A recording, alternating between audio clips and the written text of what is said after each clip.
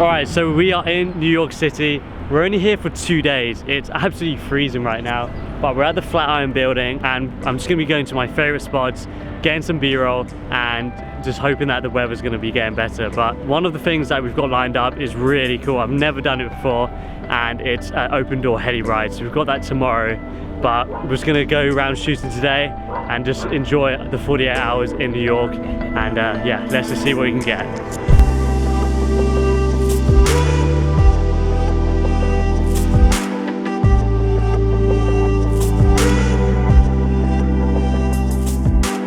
So New York has loads of these. It's kind of like steam coming out of these pipes. It's something to do with the underground heating system and the gas is being let off and released. But this is looking insane. So we've got the FS Sony shooting in 240 1080, right? Yeah. And it looks incredible. So sick. Like, I normally shoot 1080 120, but 240 with this kind of amount of smoke coming out is gonna look amazing. So let's get some shots of this.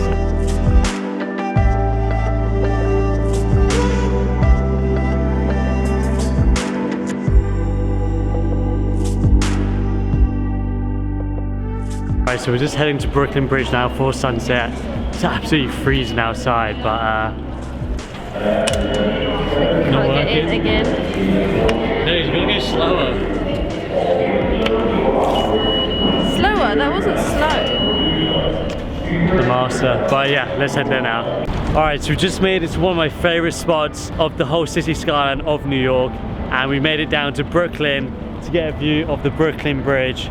And it's time for sunset, so we're gonna get a time lapse rolling with the 1605 on the Canon, just get a wide shot of the whole city with the Brooklyn Bridge in, and I'm gonna go through the settings I'm gonna be using, and I'm gonna go over why we can utilize stock to get kind of different angles and not just one shot when you come to get a time lapse, as we only have one camera. So let's get into the settings. We're using the GH5 in AV mode. The reason why we're using AV mode is, as you can see, it's gonna be going from day to night, and we're just gonna let the shutter do the work.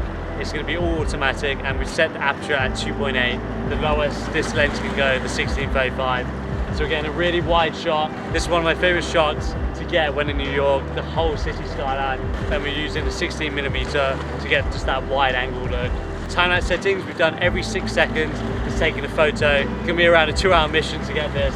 But like I said, the seamless day to night time-lapse is completely worth it. Alright, so we're going to be utilising stock as well. As I've only got one camera, I'm focusing on the 16mm just to get that wide open landscape shot of the day to night transition. And then on stock, I'm going to be finding similar assets of someone who's maybe used a 70-200 just to get the Brooklyn Bridge, or a 200mm to get the World Trade Center. And we're finding them on stock, combining all of them together, and it will just make a really nice cut when it comes to the time lapse. Going from the wide angle to then the tight angle of the Brooklyn Bridge, seeing the fast-paced cars kind of going to that day to night transition really exaggerates the speed of the city. So don't worry if you've got just one camera, find similar assets in stock and combine them all together.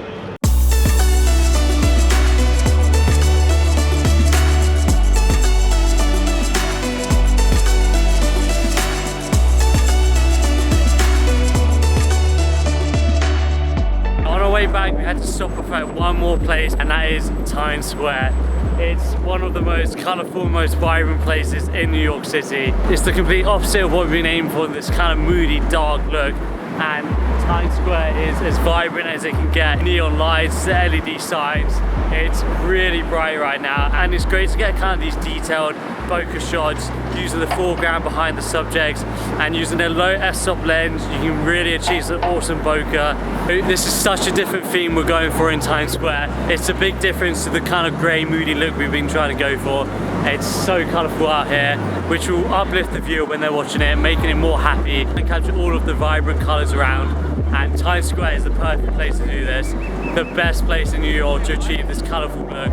And the energetic vibe in Times Square will come alive through these colours.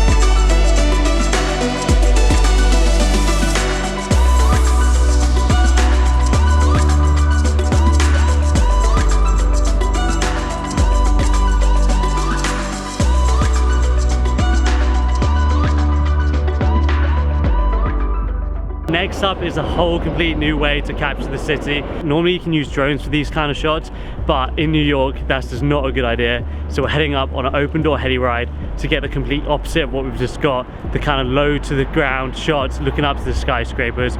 We're going as high as we can, looking completely down to open up a whole new perspective. Using the 7200 we can dial right into the streets. We can get the tiny people below the skyscrapers, just really showing how big this city really is. Hopefully the golden hour will come and we get a little bit of golden light coming in. So let's head to the hangar and get on this heli.